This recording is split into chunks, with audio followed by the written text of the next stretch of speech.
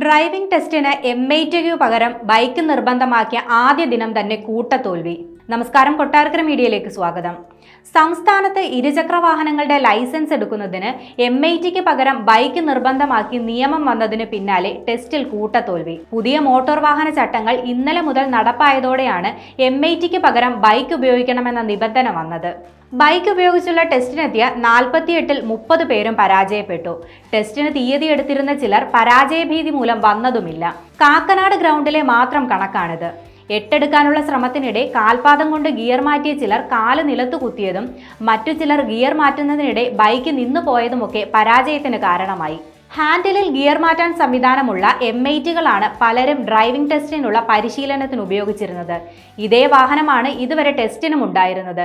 എന്നാൽ പുതിയ നിയമപ്രകാരം 2 വീലർ ലൈസൻസ് എടുക്കാൻ മോട്ടോർ സൈക്കിൾ വിത്ത് ഗിയർ വിഭാഗത്തിൽ ഇപ്പോൾ കാൽപാദം ഉപയോഗിച്ച് പ്രവർത്തിപ്പിക്കാവുന്ന ഗിയർ സംവിധാനമുള്ള ഇരുചക്ര വാഹനം നിർബന്ധമാണ്. എഞ്ചിൻ കപ്പാസിറ്റി 95 cc മുകളിലും വേണമെന്നാണ് പുതിയ മോട്ടോർ വാഹന ചട്ടങ്ങൾ പറയുന്നത്. M8ക്ക് 75 cc മാത്രം എഞ്ചിൻ കപ്പാസിറ്റിയാണുള്ളത്. കൈകൊണ്ട് ഗിയർ മാറ്റുന്ന ഇരുചക്ര വാഹനങ്ങളുടെ നിർമ്മാണം നിലവിൽ രാജ്യത്തില്ലാത്തതിനാലാണ് കാൽപാദം കൊണ്ട് ഗിയർ മാറ്റുന്ന ബൈക്കുകൾ നിർബന്ധമാക്കി മോട്ടോർ വാഹന വകുപ്പ് ഉത്തരവിറക്കിയത്.